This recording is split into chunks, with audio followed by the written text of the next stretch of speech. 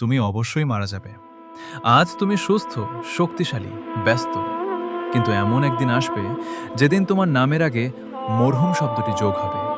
তোমার ঘর থাকবে, তোমার কাপড় থাকবে, তোমার স্মৃতি থাকবে, কিন্তু তুমি থাকবে না। একবার কল্পনা করো, যে স্ত্রী আজ তোমার পাশে আছে, একদিন সে তোমাকে কবর পর্যন্ত পৌঁছে দিয়ে ফিরে আসবে। যে সন্তানকে তুমি বুকের মধ্যে আগলে রেখেছ, সে তোমার জন্য কাঁদবে, দোয়া করবে, তারপর ধীরে ধীরে নিজের জীবনে ব্যস্ত হয়ে যাবে। আত্মীয় স্বজন, বন্ধু বান্ধব সবাই একসময় নিজ নিজ ঘরে ফিরে যাবে, আর তুমি একা থেকে যাবে তোমার অন্ধকার কবরে। সেই কবর হবে তোমার দুনিয়ার জীবনের প্রথম ঠিকানা। সেখানে থাকবে না কোনো অর্থ, কোনো ক্ষমতা, কোনো পদ পদবি, কোনো অনুসারী, কোনো মোবাইল ফোন, কোনো ব্যাংক ব্যালেন্স। থাকবে শুধু তোমার আমল। রাসূলুল্লাহ সাল্লাল্লাহু আলাইহি ওয়াসাল্লাম বলেছেন, কবর হয় জান্নাতের বাগানসমূহের একটি বাগান অথবা জাহান্নামের গর্তসমূহের একটি গর্ত। যদি তুমি নেক আমল নিয়ে যাও, তোমার কবর প্রশস্ত হবে, জান্নাতের সুগন্ধ পৌঁছাবে তোমার কাছে। আর যদি গুনাহে ভরা জীবন নিয়ে যাও, তবে কবর হবে ভয়ঙ্কর, সংকীর্ণ ও কঠিন। হে মানুষ, ফিরে আসো আল্লাহর দিকে। আজও সময় আছে, আজও তওবার দরজা খোলা। নামাজে ফিরে আসো, কুরআনের কাছে ফিরে আসো, মায়ের দোয়া নাও, মানুষের হক আদায় করো, হারাম উপার্জন ছেড়ে দাও, হারাম সম্পর্ক থেকে ফিরে আসো। কারণ আমরা জানি না মালাকুল মউত কখন আমাদের দরজায় কড়া নাড়বেন। আল্লাহ তাআলা বলেছেন, প্রত্যেক প্রাণীকেই মৃত্যুর স্বাদ গ্রহণ করতে হবে।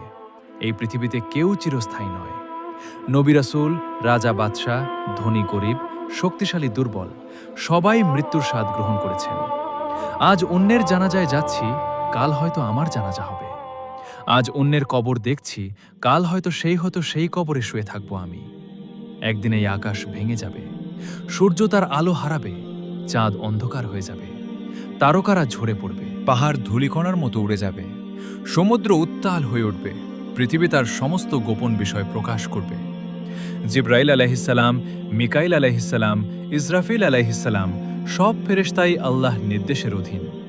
৭ আসমান, ৭ জমিন, পাহাড়, সমুদ্র সবই আল্লাহর সৃষ্টি। আল্লাহর আরশ তার মহিমার এক মহান সৃষ্টি। একদিন আল্লাহর ইচ্ছায় সব সৃষ্টি ধ্বংস হয়ে যাবে। কোনো মানুষ থাকবে না, কোনো রাজত্ব থাকবে না, কোনো সম্পদ থাকবে না, কোনো ক্ষমতা থাকবে না, কোনো কিছু নড়বে না, কোনো কিছু সৃষ্টি হবে না, কোনো কিছু দেওয়া হবে না, কোনো কিছু নেওয়া হবে না। লাভ ক্ষতির সব হিসাব বন্ধ হয়ে যাবে। একমাত্র আল্লাহ তাআলাই চিরঞ্জীব। তিনি আদি, তিনি অনন্ত। সব কিছু তার কাছেই ফিরে যাবে। হে মানুষ, আজই নিজের হিসাব নাও। নিজের হৃদয়কে প্রশ্ন করো, আমি যদি আজ মারা যাই, আমি কি আল্লাহর সামনে দাঁড়ানোর জন্য প্রস্তুত? আমার নামাজের কি অবস্থা? আমার কোরআনের সঙ্গে সম্পর্ক কেমন? আমার উপার্জন কি হালাল? আমার অন্তর কি অহংকার, হিংসা ও গুনাহে ভরে গেছে, নাকি আল্লাহর ভয়ে নরম হয়েছে? আজই তওবা করো।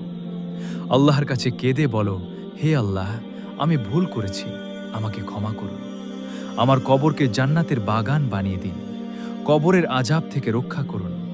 আমার শেষ কথা যেন হয়, লা ইলাহা ইল্লাল্লাহ মুহাম্মাদুর রাসূলুল্লাহ।